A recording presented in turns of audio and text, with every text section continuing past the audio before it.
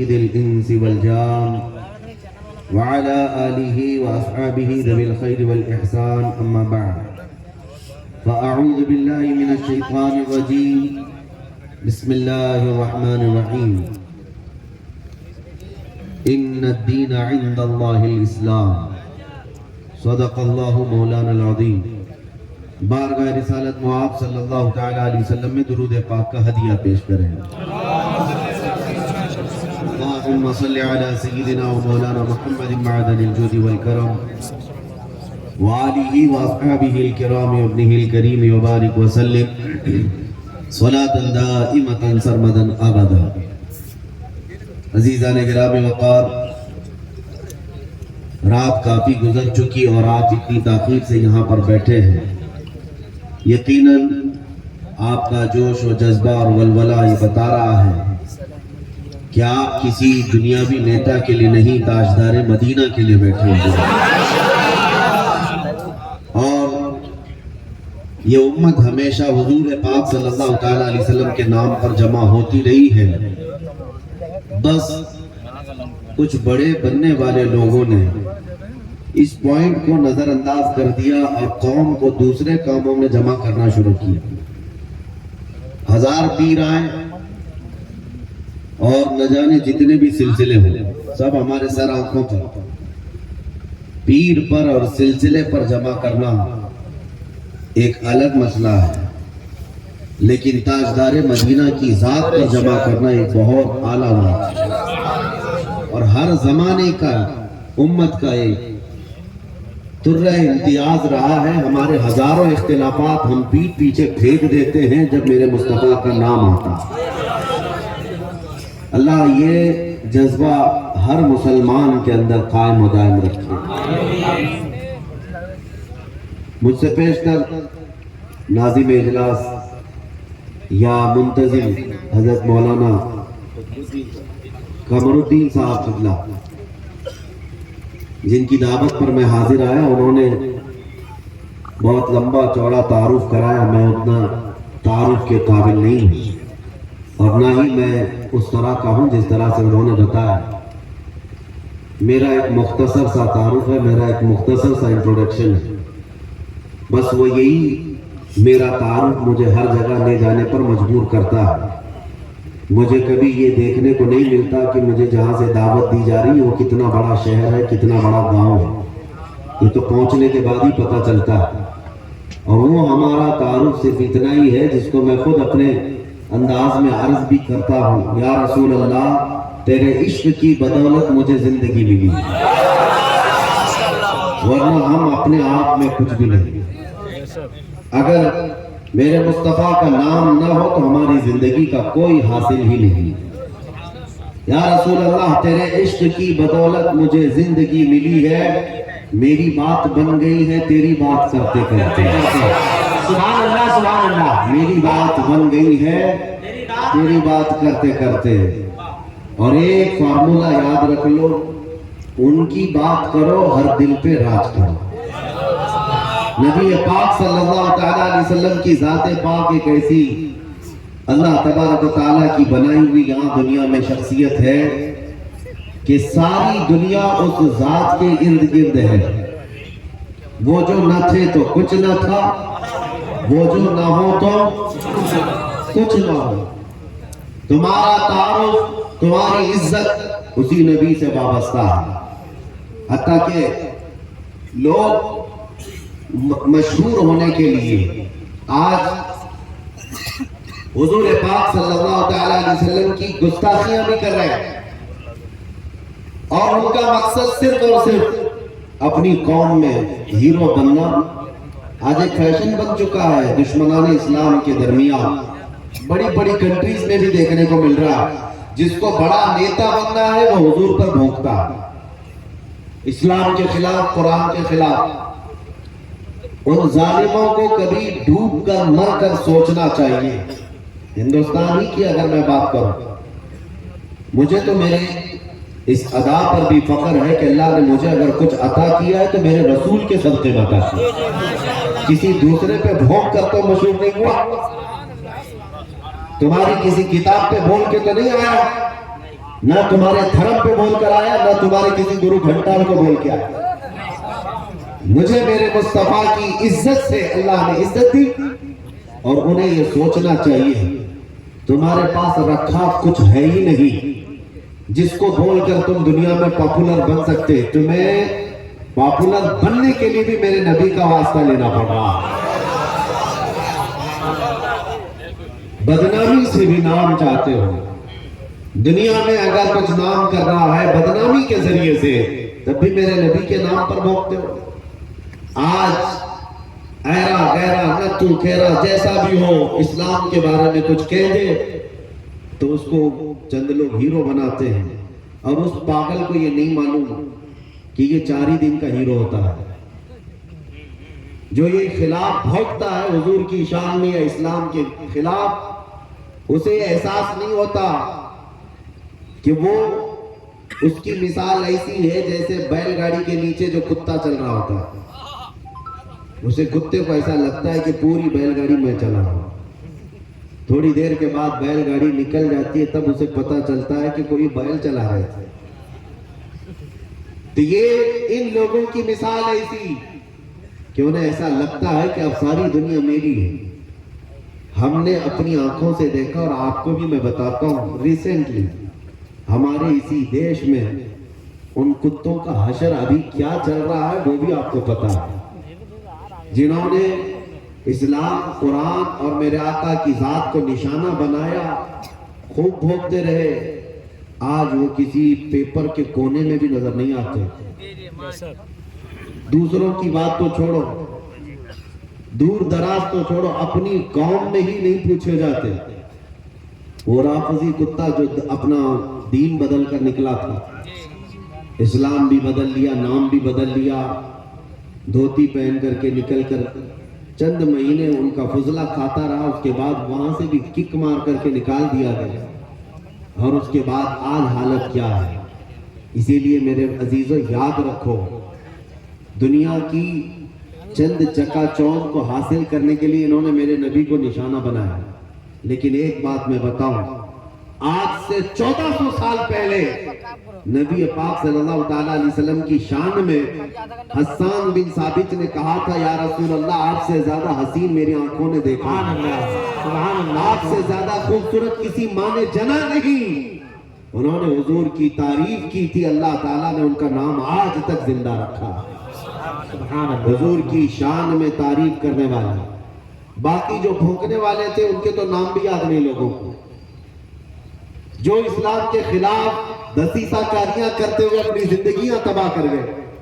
میں آپ سے پوچھتا ہوں، جس نے بغداد میں مسلمانوں کی کھوپڑی سے مینار بنا دیا تھا، وہ چنگیز اور ہلاکو، ان کی قبریں کہاں ہیں؟ ذرا ڈھونڈ کے دکھاؤ، ان کے نشانات کہاں ہیں؟ ان کی اولادیں کہاں ہیں؟ ان کے تاریخ میں وہ مقامات کیوں نہیں آج؟ لیکن آج ہندوستان ہی نہیں، دنیا اسلام کے جس خطے میں بھی جاؤ، حضور پاک صلی اللہ تعالیٰ علیہ وسلم کے عشق میں بولنے والا امام احمد رضا ہر جگہ بولا جاتا ہے۔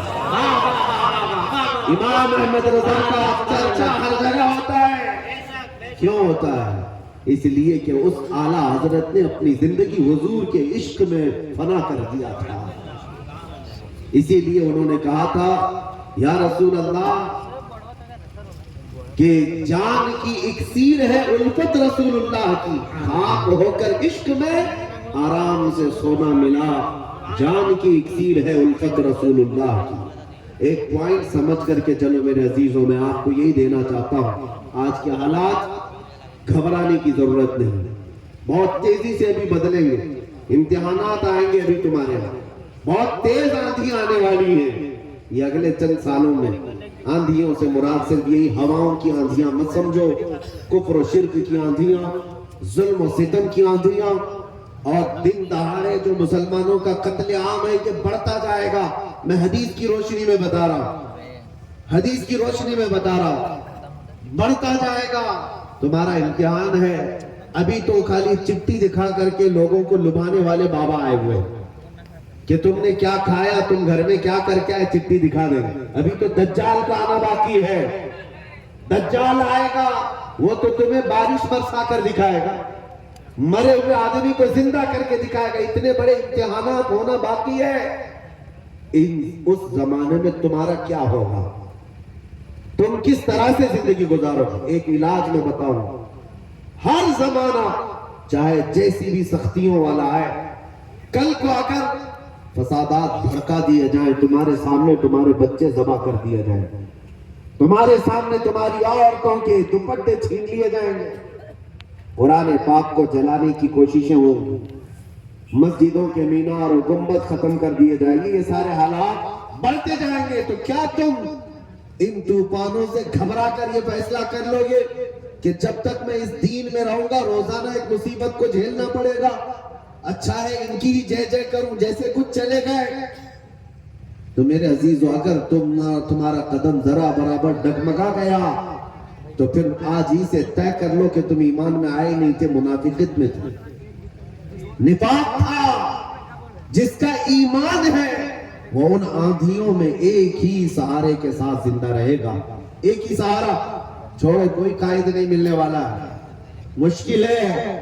رہنما, قائد, جماعت, پارٹی, نگراں, سپہ سالار, یہ سب ایک جگہ رکھو.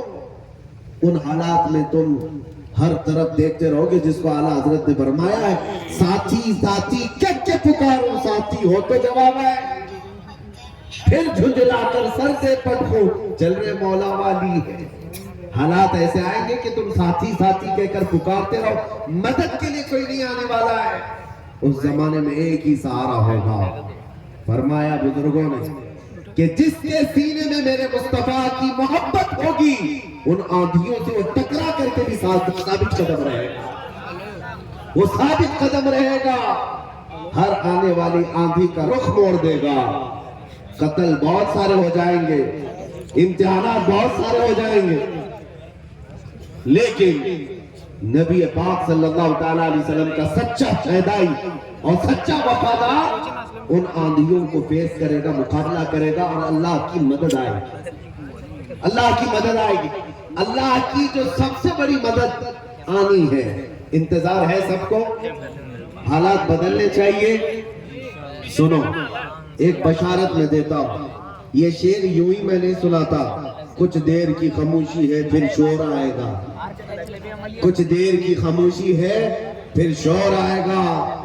آج کتوں کا وقت ہے, کل ہمارا دور آئے گا. یہ یوں ہی نہیں کہتا, یوں ہی نہیں کہتا. اللہ کی سب سے بڑی مدد جو آنے والی ہے وہ قریب ہے, قریب ہے, قریب ہے. وہ کس طرح سے آئے گی؟ ان قریب مدینہ طیبہ سے امام مہدی کا ظہور ہوگا, اور امام مہدی آئیں گے خانہ کعبہ کے بعد, اور اس وقت اقطاب, اوتاد, ابدال, اولیاء ان کے ہاتھ پر بیعت کریں گے. پھر وہ نکلیں گے اور پھر ملک شام آئیں گے.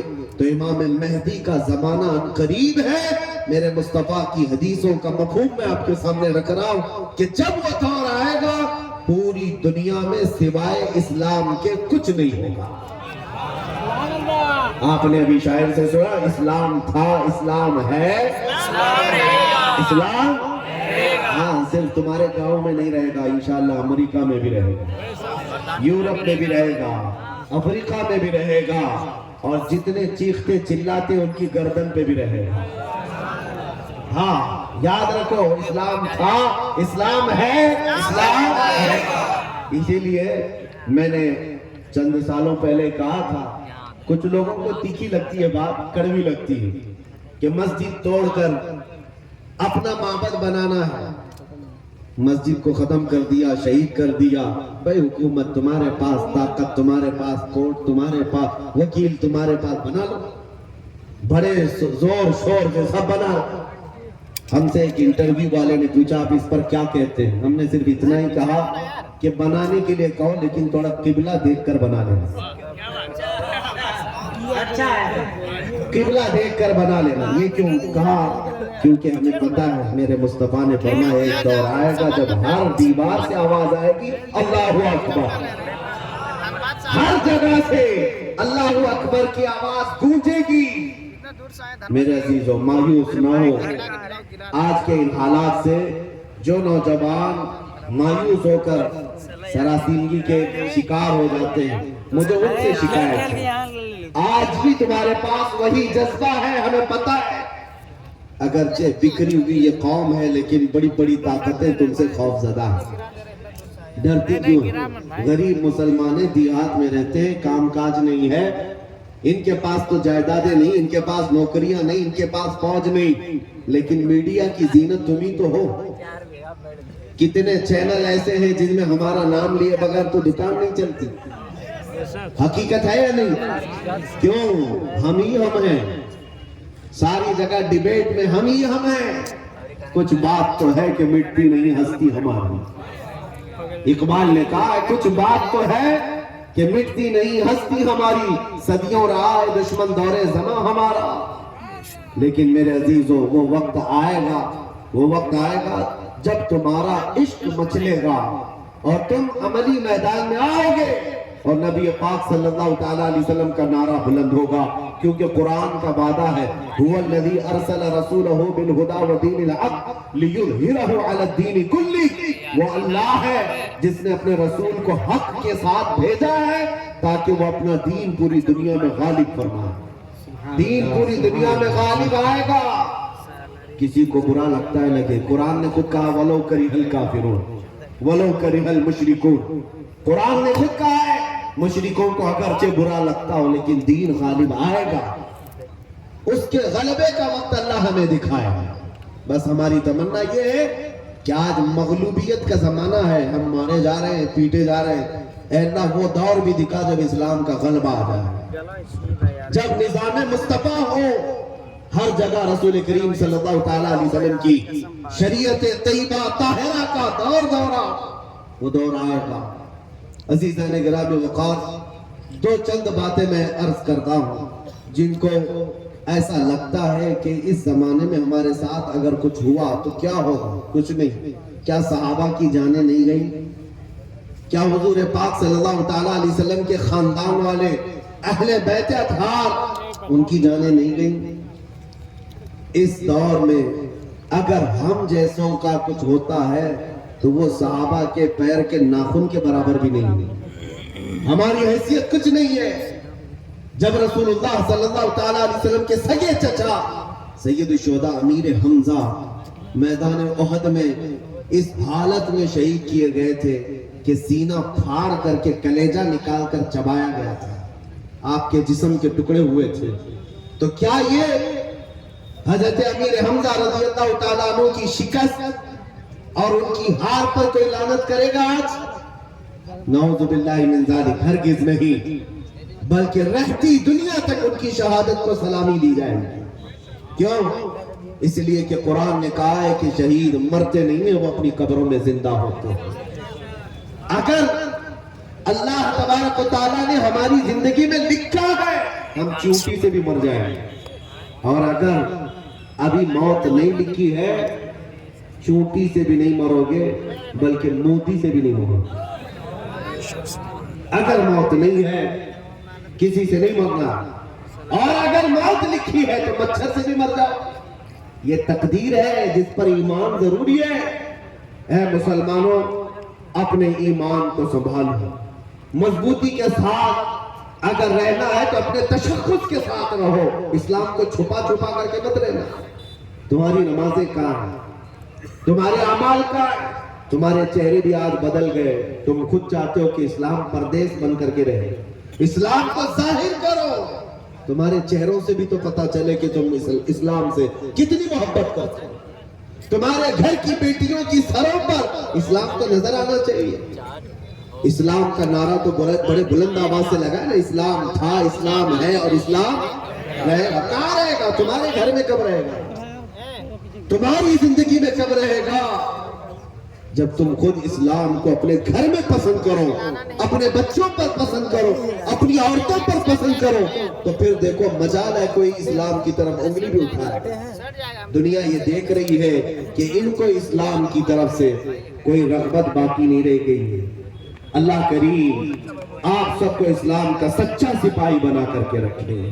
عزیزان گرامی وقار, میرا میسج صرف اتنا ہے کہ جینا ہے تو عشق رسول میں جیو اور موت آئے تو میرے مصطفیٰ کے قدموں میں موت آئے۔ اس تمنا کے ساتھ جیو انشاءاللہ العزیز، یہاں پر کوئی بال بیکار نہ ہوگا، اور اگر ہوگا تو حضور کی محبت میں ہوگا۔ مکہ مکرمہ میں جب بلال حبشی کو لوگ مارتے تھے، ان کے سینے پر پتھر رکھتے، ان کو انگاروں میں سلایا جاتا تھا، تو کیا انہوں نے چھوڑ دیا تھا اسلام؟ نہیں، اب اسلام نہیں کہوں گا، تمہارے بھگوانوں کا نام لوں، نہیں۔ ان مصیبتوں میں بھی وہ ثابت قدم رہے، اور چند دنوں کے بعد جب اللہ تعالیٰ نے بلال حبشی کو آزادی عطا کی، میرے مصطفیٰ کے قدموں میں گئے، 6 سال کے بعد مکہ واپس آیا۔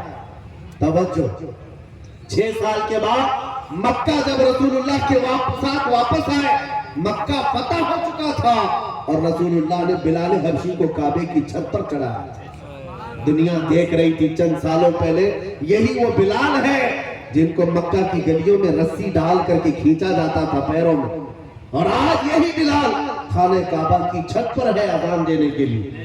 کتنی تبدیلی ہے یہ دنیا کو پتہ ہونا چاہیے۔ جو نبی کی محبت میں زخم کھاتا ہے، اللہ اس کی عزت کو خانہ کعبہ سے بھی بلند کر دیتا۔ حضور کی محبت میں زخم کھایا ہے، حضور کی وفاداری میں ثابت قدم رہا ہے، تو اللہ نے کعبے کی چھت پر چڑھایا۔ عزیزان گرامی وقار، آج اگر مصیبتیں آتی ہیں تو اعلیٰ حضرت کا یہ شعر یاد رکھ لینا۔ اعلیٰ حضرت نے بہت پیارے انداز میں ہمیں سمجھایا ہے، خوف نہ رکھ رضا ذرا، تو ہے عبد مصطفیٰ۔ خوف نہ رکھ رضا ذرا، تو ہے عبد مصطفیٰ۔ تیرے لیے امان ہے، تیرے لیے امان ہے۔ ہمارے لیے مقصد آج کی میری تقریر کا خلاصہ یہی ہے کہ انہیں جانا، انہیں مانا، نہ رکھا غیر سے کا۔ للہ الحمد میں دنیا سے مسلمان گیا۔ اے مسلمانوں، آج لے ان کی پناہ، آج مدد مانگ ان سے، کل نہ مانیں گے قیامت میں اگر مان گیا۔ نبی پاک صلی اللہ تعالیٰ علیہ وسلم کی وفاداری کا حق ادا کرو۔ میرا کہنا صرف یہی ہے کہ جلسے بہت ہو چکے، رات بہت جاگتے ہو، اور لوگوں کے سامنے تمہارے نعرے، تمہارے جلوس سب بہت ہو گیا۔ عشق رسول کا مظہر بن کر کے کسی دن اگر تم کسی گلی سے بھی گزر جاؤ، مولا تمہاری خوشبو سے لوگوں کو اسلام کی طرف پھیر دے گا۔ اسلام کی طرف لوگ صرف تمہاری خوشبو سے آ جائیں گے، تمہاری تبلیغ کی بھی ضرورت نہیں ہوگی۔ بس شرط یہ ہے کہ تم محبت مصطفیٰ صلی اللہ علیہ وسلم کا پیکر بن کر کے تو نکلو، تمہارے اندر وہ تبدیلی آ جائے۔ ابھی مولانا آپ سے پوچھ رہے تھے، جلسے کا حصول یہی ہے کہ کاش اس جلسے میں کوئی بیٹھا ہوا غیرت مند جوان یہ عہد کرتا کہ میں میرے مصطفیٰ سے جان سے زیادہ محبت کرتا ہوں، میں میرے نبی سے جان سے زیادہ محبت کرتا ہوں۔ میں یہ جو کہہ رہا ہوں حقیقت ہے یا نہیں آپ کے ساتھ؟ آپ جان سے زیادہ محبت کرتے ہیں اپنے نبی سے؟ سب نہیں کرتے، یا پھر سو رہے ہیں۔ نبی پاک صلی اللہ تعالیٰ میں ہاتھ اٹھانے کے لیے نہیں کہہ رہا، ارے میرے عزیزوں میں تو گردن کٹانے کی بات کر رہا ہوں۔ ہاتھ تو بہت چھوٹی چیز۔ کیا آپ نبی پاک صلی اللہ تعالیٰ علیہ وسلم سے اپنی جان سے زیادہ محبت کرتے ہیں؟ جی بے شک۔ اگر حضور سے جان سے زیادہ محبت ہے تو کوئی جوان یہ عہد کرتا، میرے نبی کو نشہ پسند نہیں تھا، میں کبھی نشے کے قریب نہیں جاؤں گا، میرے رسول کو کبھی گانے پسند نہیں تھے، میں گانے کبھی نہیں سنوں گا، ترک کر دوں گا۔ نبی پاک صلی اللہ تعالیٰ علیہ وسلم نے شراب کے لیے حرام فرمایا ہے۔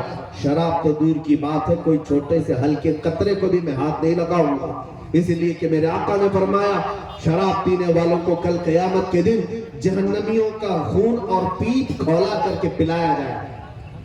ہم میں سے کوئی وہ عذاب سہنے کے قابل نہیں۔ یہ عہد کر کے اٹھتا تو یہ حقیقت میں عشق رسول کا مظاہرہ ہوتا، یہ حضور سے محبت کا ہدیہ ہوتا۔ لیکن ہوتا یہی ہے کہ تمہارے اندر نعرے لگانے کی طاقت بہت زیادہ ہے، اور حضور پاک صلی اللہ تعالیٰ علیہ وسلم کے لیے مر مٹنے کی بات کرنے کا جذبہ بھی ہے، لیکن اپنی زندگی میں بدلاؤ لانے کا جذبہ کیوں ہے؟ حضور پاک کا واسطہ دیتا ہوں، زندگیاں بدل ڈالو، زندگیاں بدل ڈالو۔ اور اگر تم نے اپنے محلے سے شروعات کی، دیکھتے ہی دیکھتے یہ فضا پورے ملک میں قائم ہو جائے گی، پورے ملک میں قائم ہو جائے گی۔ तुम अपनी मस्जिदों की पाबंदियां शुरू कर दो। तुम्हारी मस्जिदें भरी हो तुम्हारे नमाजों से, तुम्हारे सजदों से। एक बात मैं आपको बताऊं, हमारे इलाके में एक मुहावरा कहा जाता है, एक मुहावरा, खुला मैदान होता है तो कुत्तों का राज होता है। अगर मैदान में कोई आता जाता नहीं है तो कुत्ते राज करने लग जाते हैं। साहब कचरा भी वहीं पर, कुत्ते भी वहीं, एक दूसरे को भौंक रहे, चढ़ रहे, कूद रहे, यही ये मुहावरा ही नहीं, हकीकत भी है।